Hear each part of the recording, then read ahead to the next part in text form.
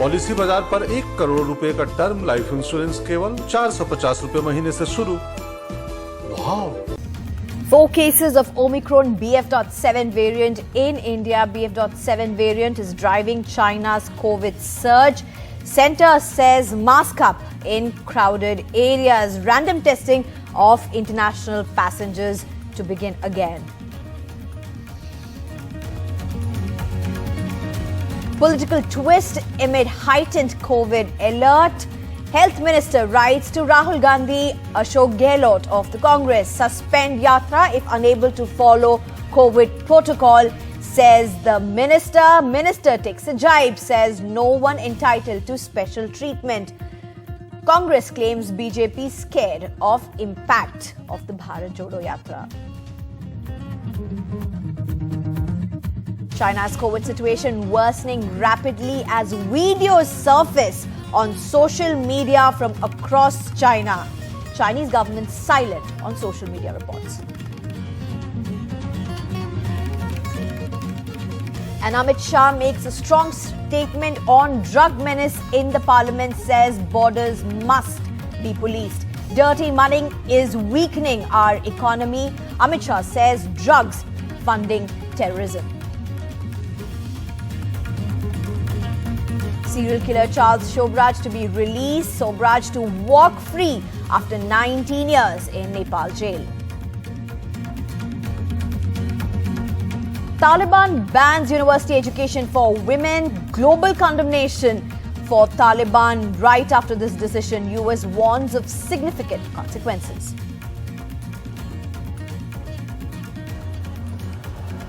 And Messi and team evacuated by the helicopter. Crowd swarmed team bus at 3 a.m. Fans dropped from a bridge onto the team bus. And it's Christmas festivities that have set in. Kolkata's iconic Park Street lit up for Christmas.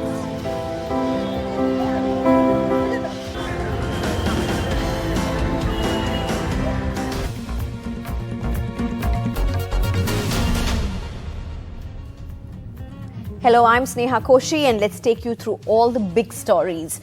At least 4 cases of the Omicron subvariant BF.7, the COVID strain driving China's current surge of cases, have been detected in India so far. 2 cases have been reported from Gujarat, 2 from Odisha, in which the BF.7 variant has been detected. It has already been detected in several other countries, including the US, UK and European nations such as Belgium, Germany, France and Denmark. The government, though advising people to wear masks in crowded places, has said there is no need to panic. A suggestion repeated by Adar Poonawalla of vaccine maker Serum Institute of India. Union Health Minister, who chaired a meeting of officials and experts earlier, has said India needs to be alert, but no need to panic. Random sampling of international passengers for COVID-19 has started at airports in different countries from today.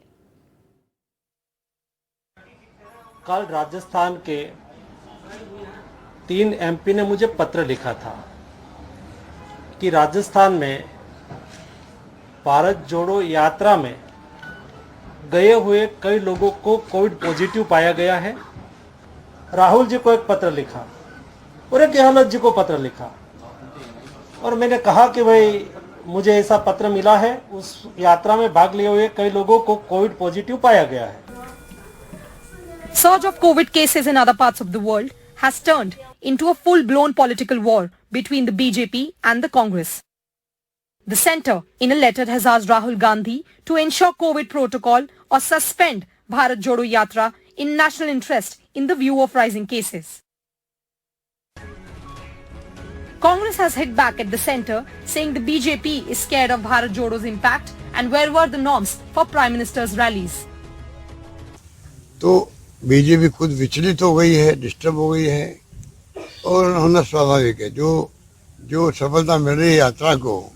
आपने ऐसी चिट्ठी नहीं लिखनी चाहिए। क्यों लिखा? मैं भारत सरकार का हेल्थ मिनिस्टर होने के नाते मेरा दायित्व है कि देश में कोविड ना फैले। हम खास लोगों को कैसे क्वेश्चन पूछ सकते? यही उसकी मानसिकता हो तो उसका तो मेरे पास कोई जवाब नहीं है। After a high-level meeting in view of the alarming reports from China, the government has advised people to mask up in crowded places. States and union territories have also been directed to ramp up genome sequencing to track the strain of COVID. While no changes have been made in the status of international flights, there will be random testing of international passengers arriving in India. But no new curbs have been put in place for public gatherings or at tourist destinations. 4 cases of Omicron variant, which is now driving the surge of cases in China, the BF.7 variant of coronavirus, have already been reported in India so far. But the good news is at least 3 of those patients have fully recovered at home isolation. So no need to panic, but most definitely mask up, which the government has also been saying, as they have decided to not place any new curb in place. With camera person Sushil, I'm Tanushree Pandey for NDTV. And China's COVID situation appears to be worsening rapidly, with more evidence emerging via social media of how health infrastructure in the country is collapsing under the weight of rapidly multiplying COVID cases less than 15 days after the Chinese government dramatically reversed its hardline zero COVID policy after years of mass testing, isolation and COVID lockdowns. COVID patients and dead bodies in the same space at this Beijing hospital in this 19-second video reportedly shot on Sunday and tweeted by Chinese origin human rights activist Jennifer Zheng. A Chinese social media influencer tweeted this video, claiming it was posted to the Chinese microblogging site Weibo. It reportedly shows a crowd of COVID patients at a Beijing hospital ward on Monday. This social media video, reportedly from China's Hebei province, appears to show a mother and her babies down with fever, but stuck at home with no medicines and no ambulances available. Multiple social media videos from crematoriums across China, particularly capital Beijing, appear to show dozens of hearses queued outside each one of them. So I'm very familiar with this old videos, and now all these ones. As far as I can say, I've never seen these new ones before. The Chinese government has not reacted to social media reports of the country's COVID chaos and has only confirmed 7 deaths since COVID restrictions were lifted a fortnight ago. In the last 24 hours, officials have insisted the current variant in China is the less virulent Omicron. 一个中国原则是公认的国际关系准则，也是中欧关系的政治基础。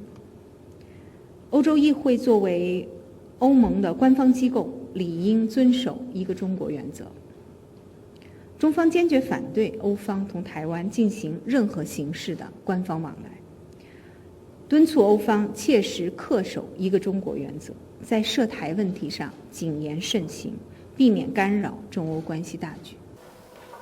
But officials and global health experts outside China are worried about how the COVID-19 surge in the country will hurt the global economy. Australian Foreign Minister Penny Wong arrived in Beijing early morning today for pre-scheduled trade talks and was greeted at the airport by officials in masks and airport staff in full PPE kits. This means no visible on-ground change in COVID protocol, despite the Chinese government claiming the COVID situation is normalizing. Bureau Report, NDTV. And Sonia Gandhi today hit out at the government for not allowing a discussion on the India-China border issue in Parliament, saying silence on matters of serious concern has become its defining feature. She also led a protest by opposition parties.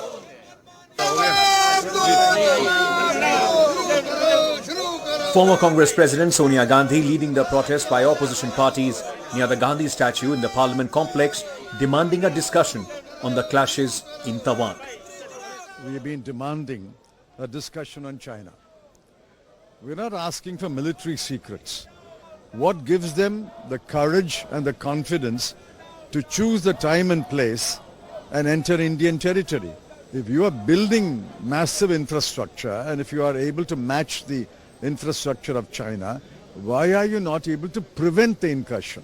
2005 में जब मैं opposition में थे और China border का issue उठाया था उस समय leader of the house Pranab Mukherjee दादा ने मुझे बुलाया और प्रधानमंत्री जी उस समय मनमोहन सिंह जी थे, तो दोनों ने बोला कि चाइना बॉर्डर का जो इशू होता है वो बहुत सेंसिटिव होता है, इसलिए पार्लियामेंट में चर्चा नहीं करके उसको इंटरनली डील करना चाहिए। Legislative business continued uninterrupted in both houses. 5.9% in March. And Finance Minister Nirmala Sitharaman replied to the discussion on demand of grants in Rajya Sabha, defending the economic situation and the need for supplementary demand of grants. But then came late February, the Russia-Ukraine war and the complete disruption in supply chains, particularly for food and energy, all of which has led to countries looking at ways in which they had to give a greater push towards growth and recovery. And therefore, today the situation is we have come up with a supplementary demand for grants, which are essentially for ensuring that there's food security. There's also enough to be given for fertilizers, which is so critical for our farmers. And multiple times both the IMF and the World Bank have said in several occasions, India is the brightest spot in the global economy and is an island of hope for global growth. Home Minister Amit Shah replied on the discussion on drug menace and listed the steps taken by the government in dealing with the problem. के व्यापार से terrorism का वित्त पोषण मान्यवर हमने एक संयुक्त समन्वय समिति भी बनाई है और केंद्रीय स्तर पर इसकी ढेर सारी बैठक भी की है। Your report, NDTV. हमने पुनर्गठित किया है। And while the BJP Rule Centre may have shot a warning to Rahul Gandhi over the Bharat Jodo Yatra, asking for COVID protocols to be followed or the Yatra to be suspended, the rally and Rahul Gandhi, congressmen and the Yatra supporters for now are marching strong in Haryana. The Congress presenting a united face in Haryana, as the Rahul Gandhi-led Bharat Jodo Yatra entered the state on its 105th day. A month ago, the party lost a crucial by-poll on the Adhampur assembly seat, partly because of infighting between factions supporting ex-Chief Minister Bhupender Hooda and former Union Minister Kumari Shelja. There is no infighting in the Haryana Congress. Yeah. The Haryana Congress is fighting fit and we are ready to take on the BJP. Haryana goes to polls in 2024. The Congress will have to take on not just the incumbent BJP but also the Aam Aadmi Party that is likely to contest the state election after it opened its account in Haryana's local body polls. By election था, उन्हें 3,000 vote भी नहीं आई। मैंने पहले कहा था, यहाँ पर केवल लोग जो है कांग्रेस पार्टी को ही अल्टरनेटिव देख रहे हैं। Even though Rahul's Yatra was met with an overwhelming response when it entered Haryana, how much of it actually translates electorally remains to be seen, with a weak organisation on the ground and a growing leadership tussle. In Haryana with camera person Sanjay Kaushik, Vedant for NDTV. And K. Kavita, Telangana legislator and daughter of Telangana Chief Minister K. Chandrasekhar Rao, and two others allegedly gave 100 crore rupees to the Aam Aadmi Party in Delhi to get benefits from the new liquor policy according to the Enforcement Directorate. The Bharat Rashtra Samiti leader has responded strongly to the allegation, saying that irrespective of how many times a lie is repeated, it still does not become the truth. After the name of K. Kavita, daughter of Telangana Chief Minister K. Chandrasekhar Rao, came up multiple times in a charge sheet filed by the Enforcement Directorate investigating the Delhi liquor scam, the BRS legislator tweeted, "The accusations on me are completely bogus and false. Only time will prove my sincerity." It's a political vendetta of BJP as they fear BRS party chief CM KCRG's expose on their anti-farmer and pro-capitalist policies. The charge sheet, based on the statement of accused Hyderabad businessman Arun Ramachandra Pillai and others, alleges that Kavita and YSRCP MP Magunta Srinivaslu Reddy indirectly held 65% stake in Indo Spirits, a liquor firm owned by Samir Mahendru that got wholesale license. Kavita is said to have met with Sameer Mahindra in Delhi and in Hyderabad and also over FaceTime facilitated by Arun Pillai. Kavita, Magunta Srinivasulu Reddy and Sharath Reddy were said to be part of what was called a South Group that allegedly paid 100 crore rupees as kickback, reportedly to be passed on to AAP leaders through Vijay Nair, also accused and arrested in the case. The South Group reportedly hoped to benefit from cartelization of wholesalers and retailers. A CBI team had recorded Kavita's statement in Hyderabad on December 11 after her name came up in a remand report of one of the accused. MLC Kavita has come to meet the Chief Minister at his official residence, even though KCR has so far not commented publicly on his daughter facing the heat, though he has been alleging that central agencies are being misused against opposition leaders. This at a time when the BRS is planning to expand its footprint to at least 7 states within this month. In Hyderabad, with camera person Nagaraju, Umar Sudhir, NDTV. Earlier this week, Assam's Nagaon district saw a massive eviction drive to clear some 400 acres of encroached land in 4 villages near Bharat, the birthplace of Vaishnav saint Srimanta.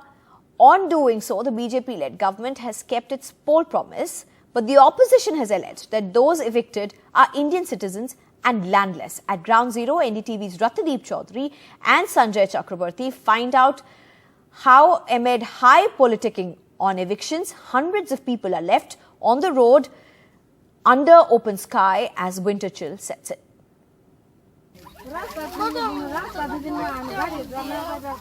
This tarpaulin sheet is now home for 53-year-old Abul Qasim and his family of 7. Abul worked as an agricultural labourer in Haidubi village of Bharat. His house was demolished in last Monday's eviction drive. 300 odd families, almost all from one community, were served notices for eviction. One of the key political pitch of the BJP in Assam has been the promise to free lands of the Kshatras or the Vaishnavite monasteries which have been allegedly encroached upon by illegal immigrants. Now acting tough on this promise means also scoring political brownie points.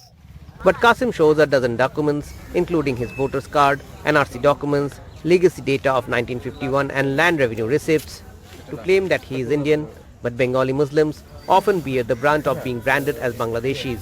আমার পূর্ব কালোর পারা মাটি বিটি না ছিল আমি আমার দেউতার মুখত শোনা মতে এটা সরকারি জমি এটা ধর হাইডুবি কিসানোর মাটি এটা বটার ডোবা কিসানোর মাটি নহয় এটা ধর খতরত নপরে খতরত তো আমি সদায় পূজা কৰো আমি ভাই ককাই জি মানে সবরে বুটার আছো আমি বাংলাদেশি কেনেকা হলো আজ যদি আমার বাংলাদেশি হলেতে এনআরসি না থাকিল হেতেন এনআরসির নাম ভর্তি নহলেতেন এনআরসি ফাইনাল খসড়াও আমার নাম তোলাই আহিছে ইয়াত থকা মানে ধৰক মোক কেছৰ পৰাই আছো বয়স এতিয়া 55 চলি আছে মোৰ ইমান বছৰৰ ভিতৰত কোনো দিন নোটিছো অহা নাই আজি 4 দিন আগত জাননী দি বলে তোমালোক ঘৰ দুৱাৰ এৰি যোৱা আমি ঘৰ দুৱাৰ ভয়তে এৰি দিছো এইফালে সব ভাঙি দিলে গোটে ৰাতি টোপনি হোৱা নাই জুই ফুৱাই ৰাতি কটাইছো চিৰামুৰি খাই আছো ভাত বনাবলৈ সুবিধাও নাই Desolate and evicted, in the ruins of this village, an Anganwadi building, rural roads and electric poles, evidence that the government in past had extended benefits to people living here.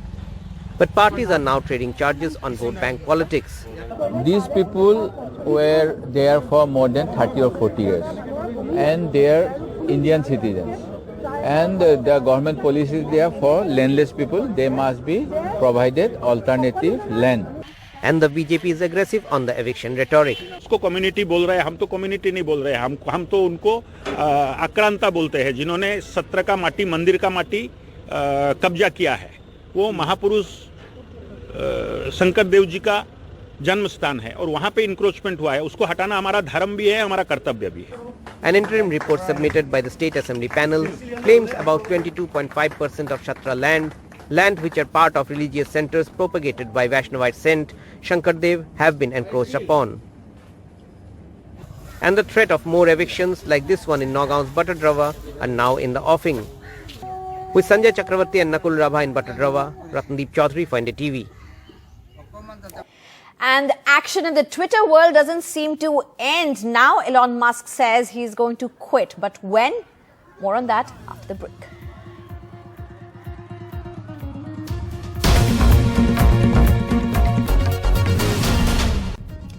Well, Welcome back. And action in the Twitter saga seems never-ending. Billionaire Elon Musk has said that he will step down as chief executive of Twitter Inc. once he finds a replacement. Here's the report. Is Elon Musk's short-lived Twitter reign about to end? The SpaceX billionaire and Twitter CEO has announced that he will step down as chief executive of Twitter as soon as he finds a replacement. Making the announcement via a tweet, Musk tweeted, "I will resign as CEO as soon as I find someone foolish enough to take the job. After that, I will just run the software and servers team." The announcement follows Elon Musk's Twitter poll that voted in favor of Musk resigning. His Vox Populi approach to Twitter diplomacy backfired as 57.5% of the 175 million votes received asked for Musk to step down. Elon Musk concluded his $44 billion Twitter acquisition in October.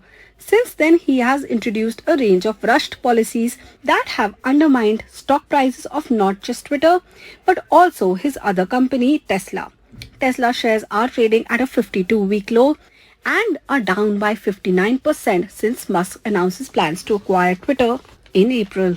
Till he took over Twitter, Elon Musk was seen as an icon for driving innovation and creating new age businesses, especially with his SpaceX and EV firms.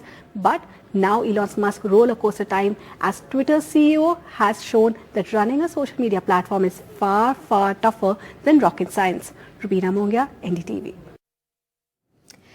And millions of people have thronged the streets of Buenos Aires to celebrate Argentina's World Cup title, disrupting a planned parade route and forcing Lionel Messi and his teammates to abandon an open-top bus to instead fly over the city in helicopters. The football-crazed country has been overwhelmed with jubilant celebrations since Sunday when Argentina beat France for its third World Cup title and first in 36 years.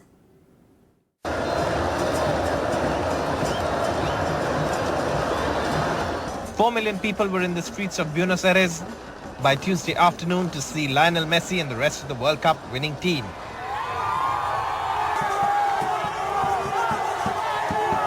But as the situation got worrisome with crowds swelling and entering the team bus by jumping off bridges, the parade to celebrate the Argentine World Cup champions was abruptly cut short. The scheduled 8-hour journey was cut short way before its destination. Lionel Messi, along with the team, had to be evacuated with a fan jumping onto their open-air bus. The team was flown out by helicopter and the roadshow was turned into a flyby. The Football Association chief blamed law enforcement for not letting the parade continue and apologized to fans. After flying over key points of Buenos Aires, where fans had gathered, the helicopters returned to the headquarters of the Argentine Football Association outside the capital. The World Cup and the success of the Messi-led squad brought much-needed good news for a country that has been stuck in economic doldrums for years. Argentina suffers one of the world's highest inflation rates, and nearly 4 in 10 people live in poverty, which is why the World Cup victory is a huge moment to celebrate. An NDTV Bureau Report.